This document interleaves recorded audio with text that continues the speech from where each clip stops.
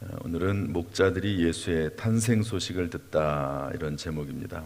따라서 합시다. 목자들이 예수의 탄생 소식을 듣다. 가난한 한 부부가 요셉과 마리아죠, 베들레헴에 호적하러 간 것은 역사적인 큰 사건이었습니다. 아기 예수님은 여관이 없어서 개인집 어느 한 구석에서 출산하고 돌로 된 말구 위에 누이셨습니다.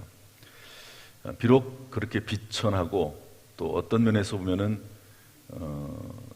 그런 상황 가운데서 출산할 장소도 없어서 그렇게 아이를 낳았다고 하는 것은 참 비참한 일이죠. 그러나 예수 그리스도, 그분은 지극히 높으신 하나님의 아들이셨습니다. 그런데 이렇게 예수님께서 태어나셨는데 그 예수님의 탄생을 축하하고 또 그 역사적인 사건의 목격자가 있었는데 그것은 동네 인근에서 양치는 목자였습니다. 오늘 본문을 통해서 이것이 우리에게 주는 교훈들이 많습니다. 첫 번째로는 목자들에게 제일 먼저 탄생 소식이 전해졌다는 것 자체가 우리에게 교훈이 되고 의미가 있습니다. 하나님은 천사들을 보내셔서 그리스도의 탄생을 알리셨는데 놀랍게도 당시 비천한 직업을 가진 사람들, 그런 사람들로 무시를 당했던 양치기에게 가장 먼저 예수님의 탄생 소식을 알리고 축하하도록 했습니다. 이것은 우리에게 하나님께서 찾으시는 사람이 어떤 사람인지를 계시해 줍니다. 하나님은 부자나 또 권력이 있거나 이런 사람들을 찾으신다기보다도 그들을 안 찾으신다는 말씀이 아니라 그들보다도 낮고 천한 자, 마음이 겸손하고 가난한 자를 찾으셔서 그들을 통해서 하나님의 일을 이루어 나가신다는 것을 알 수가 있습니다. 고린도전서 1장 27절 말씀을 한번 같이 살펴보도록 하겠습니다. 고린도전서 1장 27절 시작. 그러나 하나님께서 세상에 미련한 것들을 택하사 지혜 있는 자들을 부끄럽게 하시려고 세상에 약한 것들을 택하사 강한 것들을 부끄럽게 하려 하시며, 하나님의 일하시는 방법입니다. 여러분, 사가랴와 엘리사벳은 비록 제사장이긴 했지만 아이를 못 낳아서 늘 마음에 무언가 걸림이 있고 갈급했던 사람입니다. 성경에 나와 있는 많은 인물들을 보면 정말 보잘것없는 사람, 그리고 무언가 마음에 갈급함이 있는 사람, 문제가 있는 사람, 세상적으로 정말 어떻게 보면 지탄받는 그러한 사람들을 하나님 부르셔서 사용하시는 것을 볼 수가 있습니다. 이런 하나님이 우리의 하나님이심을 알고 늘 어떤 상황 가운데서도 하나님을 찾고 하나님 앞에 나올 수 있기를 주님의 이름으로 축복합니다. 두 번째로 오늘 이 목자들의 이야기를 통해서 알 수 있는 것은 목자들이 천사들을 통해서 무언가 들었다 하는 것입니다. 그것은 뭐냐? 한번 읽어보도록 하죠. 우리 9절 말씀인데요, 이것이 사실은 중요한 말씀입니다. 10절, 11절 말씀 보도록 하죠. 10절, 11절 시작. 천사가 이르되 무서워하지 말라. 보라, 내가 온 백성에게 미칠 큰 기쁨에 좋은 소식을 너희에게 전하노라. 오늘 다윗의 동네에 너희를 위하여 구주가 나셨으니 곧 그리스도 주시니라. 천사가 어떤 말을 했냐면요, 이 목자들에게 나타나서 소식을 전해줬죠. 좋은 소식. 그런데 좋은 소식입니다. 좋은 소식. 여러분, 예수 그리스도의 소식은 좋은 소식인 줄로 믿습니다. 그런데 큰 기쁨의 좋은 소식, 그리고 어떤 몇몇 사람들에게만 유익한 그런 소식이 아니라 온 인류에게, 온 백성에게 미칠 큰 기쁨의 좋은 소식이다 하는 것이죠. 예수 그리스도의 복음, 예수 그리스도가 그런 분이시죠. 그런데 그 소식은 또 어떤 소식입니까? 그리스도 구주가 나셨다는 소식. 오늘 다윗의 동네에 너희를 위하여 구주가 나셨으니 곧 그리스도 주시니라. 그런데 그 아기가 강보에 쌓여 있어서 구유에 누워 있는데 그것이 바로 표적이라고 말씀하고 있습니다. 그러니까 천사가 이 아기를 발견하게 하기 위해서 하나의 표적을 준 것이죠. 얼마나 많은 그 당시에 아기들이 있겠습니까? 물론 그 자리에서 태어난 그런 아기들이 많지는 않겠죠. 아무리 많은 사람들이 왔어도 그날 바로 그 시간에 아기가 태어나고, 그리고 더구나 말 구유에 누워있는, 돌로 된 말 구유에 누워있는 그런 아기가 몇 명이나 되겠습니까?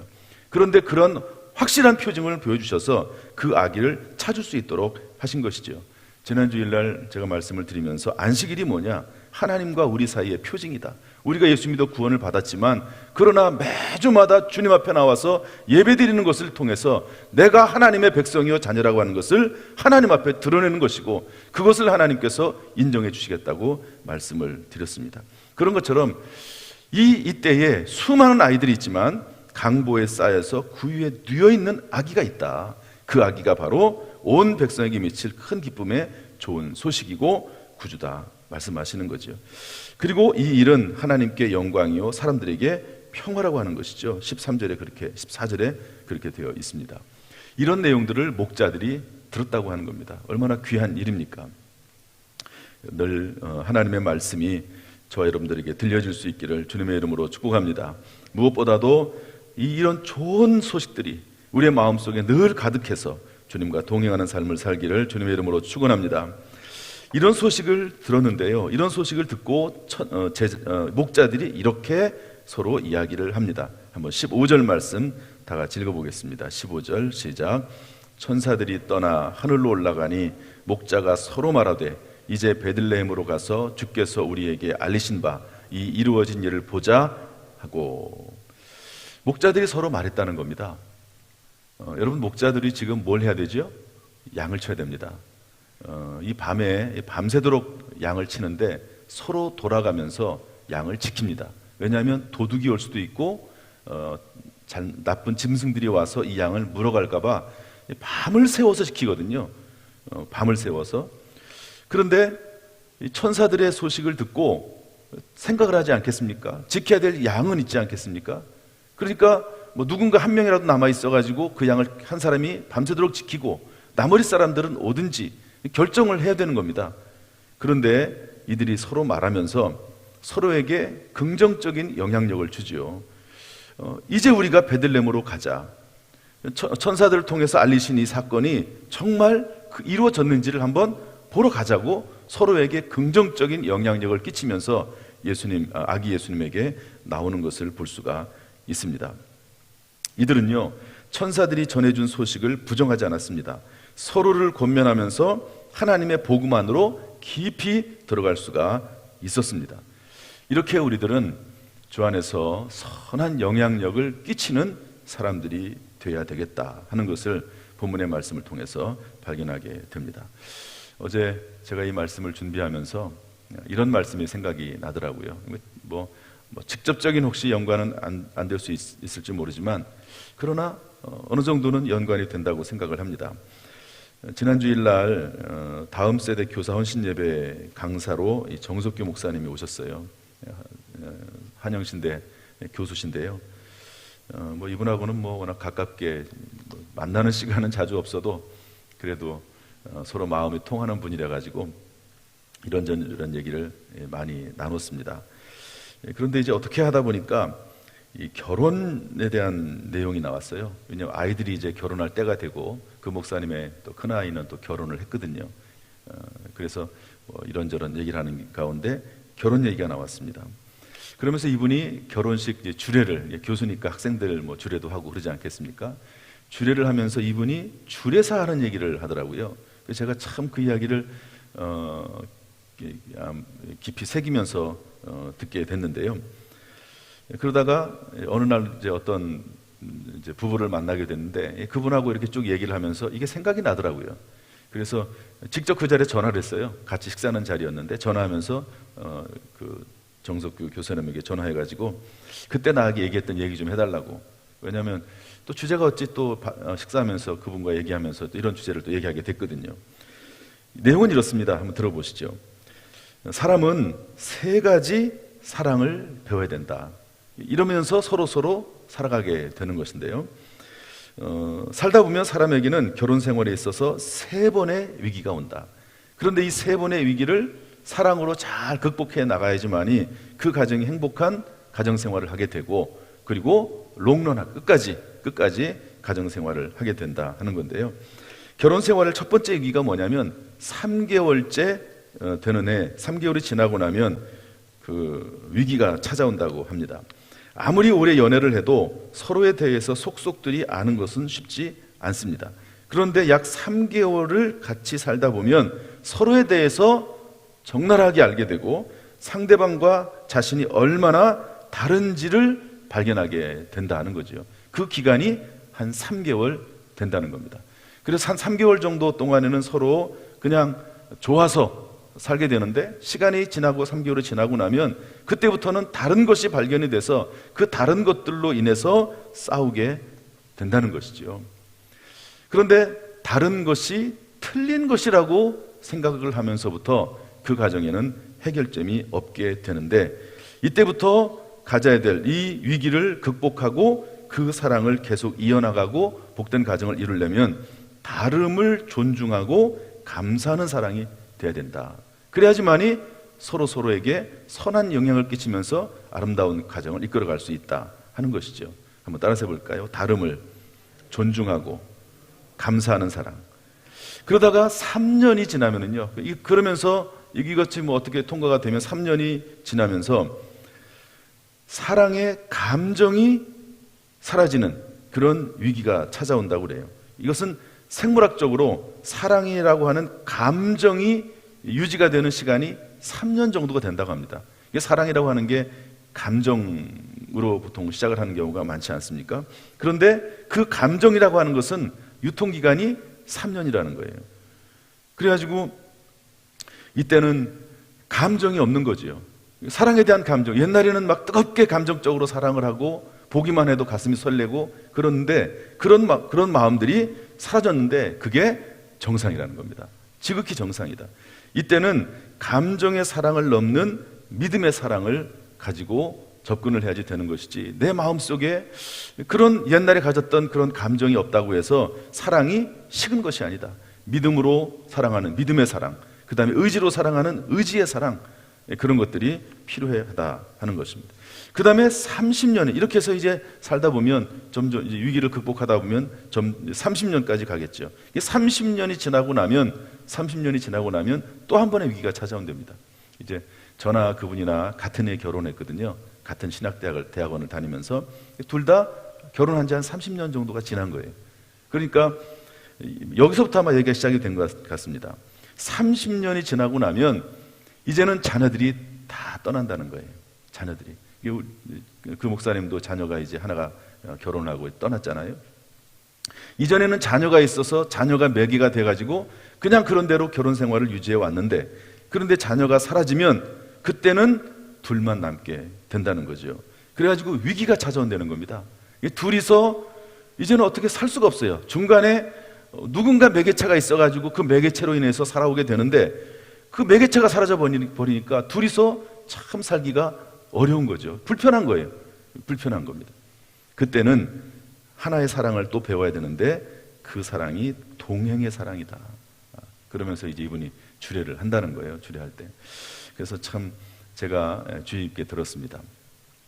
여러분 여기 목자들이 이제 천사들의 음성을 들었어요. 소리를 들었습니다. 그런데 서로 생각이 다르지 않겠습니까? 그런데 이 목자들이 서로에게 긍정적인 영향을 끼치면서 결국에는 복음의 깊은 단계로 예수 그리스도를 만나는 단계로 가는 것을 볼 수가 있습니다. 신앙생활도 위기가 있을 수가 있거든요. 여러분 그렇지만 서로 믿음의 동지들끼리 또 믿음의 가족 내에서 믿음의 가족들이 서로 도와가면서 신앙생활을 한다고 하면 서로에게 좋은 긍정적인 영향력이 될 것이라고 봅니다. 여러분 우리 주변에 정말 서로에게 이렇게 긍정적인 영향력을 줄 수 있는 그런 믿음의 동지들이 가족 내에서도 교회 내에서도 늘 우리 주변에 충만하기를 주님의 이름으로 축원합니다. 네 번째로 이 목자들은 찾아가서 보았습니다. 16절 17절 상반절에 보면 찾아가는 거죠. 우리 읽어보겠습니다. 16절 17절 시작. 빨리 가서 마리아와 요셉과 구유에 누인 아기를 찾아서 보고 천사가 자기들에게 이 아기에 대하여 말한 것을 전하니 찾아서 보았습니다. 여기서 찾아서라고 하는 말은요 끊임없이 부지런히 탐색하여 찾다라고 하는 의미를 가지고 있습니다. 이것은 목자들이 아기 예수를 계속해서 찾아다녔으며 그렇게 노력하여 찾던 끝에 정말로 강보에 쌓여 구유에 누인 평강의 왕 아기 예수를 발견했다는 것을 말해줍니다. 여러분, 이처럼 우리의 신앙은요, 감나무 아래에서 감이 떨어지기만을 기다리는 것이 아닙니다.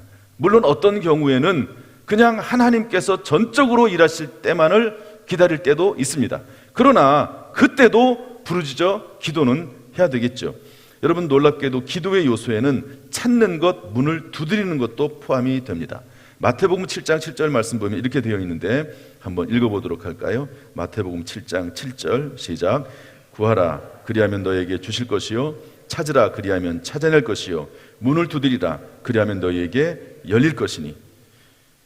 구하는 것만이 기도가 아니고 구하는 가운데 찾는 것도 기도고 구하는 가운데 문을 두드리는 것도 기도 안에 들어가 있는 것이죠.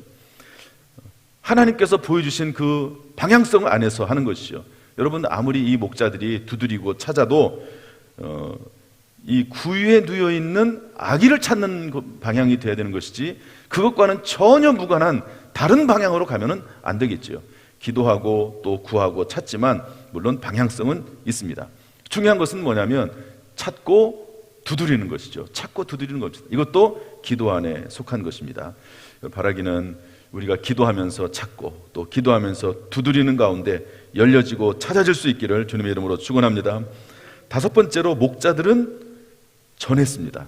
천사들이 해준 그 이야기를 요셉과 그리고 마리아와 아마도 근데 그 주변에 또 다른 사람들이 아마 아기가 났으니까 뭐 출산을 돕는 사람도 있겠고 또 그 집 사람들도 있었겠죠. 그런 사람들이 좀 있었던 것 같아요.